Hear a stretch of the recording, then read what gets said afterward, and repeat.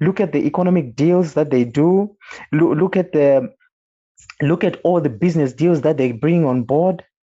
It's never a 50-50 kind of relationship.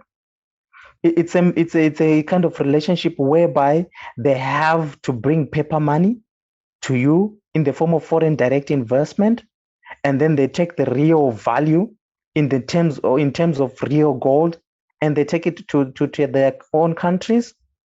And in essence, they are here for the labor, but they do so in a clever way where they give you an SUV that is sort of upmarket. They give you a house that is sort of upmarket.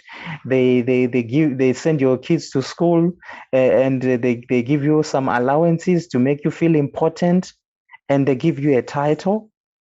We don't want titles. We don't want those toys. We want our resources, and we want to be owners of our means. And the moment you try by all means to push that agenda, with the moment you try to push that mindset, they vilify you, they dehumanize you, they delegitimize you. That's what they did with Robert Mugabe. That's what they did with Zimbabwe. That's why they're imposing sanctions on Zimbabwe. It's because you cannot set an example whereby an African country can take its resources and champion their own destiny in terms of their food production, in terms of their means of production, in terms of running their own economy. So if you do that, then they use lawfare. The US Congress set out 2 bills under Zidera, sanctions, and imposed sanctions using those bills. So in other words, in their own Congress, in their own parliament, it's justified to craft that kind of law which prohibits the Zimbabwean government from trading with anyone, which prohibits the Zimbabwean state-owned enterprises from engaging in business with anyone in the world, as long as that person has got some interest of some sort with the US. Those people are prohibited from engaging in business with the Zimbabwean state-owned enterprises. And for what country has ever survived without state-owned enterprises? None. Because your people then are left vulnerable to capitalists. They're left vulnerable to these profiteering people. Your workers are underpaid. They work in conditions that are not proper. This is the kind of mindset that we want and we need to fight against, and we need to make sure that our people are conscientized to understand that we are not against in any way. We are not against with any European person or any white person for that matter. We're against a system that thinks that the African is less human. We're against a system that considers the African less thinking. We're against a system that imposes European economics on the African continent to benefit Europeans at the expense of Africans. We're against that system which seeks to manage the African resources for the benefit of Europeans at the expense of Africans. Why must we be dictated in this time and age by a capitalist dictatorship that comes in the name of job creation and foreign direct investment at the expense of our own people, to pass neoliberal policies that benefit the same people at the expense of our own African people? It's quite a sad situation that we have, my brother. But we need to make sure that we are not prisoners of war. And how do we do that? We start by making sure that we free ourselves mentally. And also an interesting thing that we need to look at is that you will need to understand that when our forefathers were fighting for the liberation, they were fighting for one man, one vote. They are not the ones who thought about that idea of one man, one vote.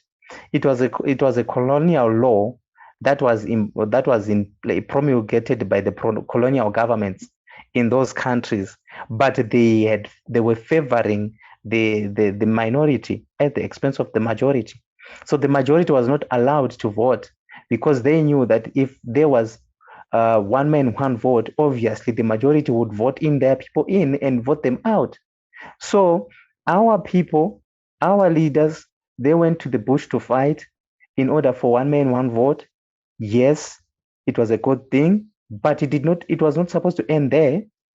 When they had fought enough, and the colonialists realized that there is no way now we can continue to resist this majority rule by the African child, by the natives. What we now need to do is that we need to make sure that we take charge of the component called the organs of the state. You see the organs of the state. You have the executive, you have the legislature, and then you have the judiciary. Now, you need to understand that most constitutions, they empower the judiciary and empower the legislature at the expense of the executive. It is a good thing in democracy to make sure that the executive are always put in check and they are made accountable, and they are made to account for the policies and how they manage the resources of the country. But you need to understand that in lawfare, these two branches, the legislature and the judiciary, have been instrumental in making sure that the political decisions that have to do with the empowering of the African child are not easy to sail through. And it's a fact. Look across Africa, you'll see the trend. It's always whenever you want to pass a policy to empower your people by giving them land, the constitution tells you that land is a property right. You cannot just take it. And the judiciary will rule against you because it's upholding the constitution, and the judiciary is justified in doing so. But the question that comes to mind is, whose constitution or whose laws, who is benefiting from those laws? That's the question. Right. That's the question. And now, there is also another question, which is, now let's say we are independent states in Africa, even though I really do believe that there are very few countries in Africa that are really independent, if there is even a single one.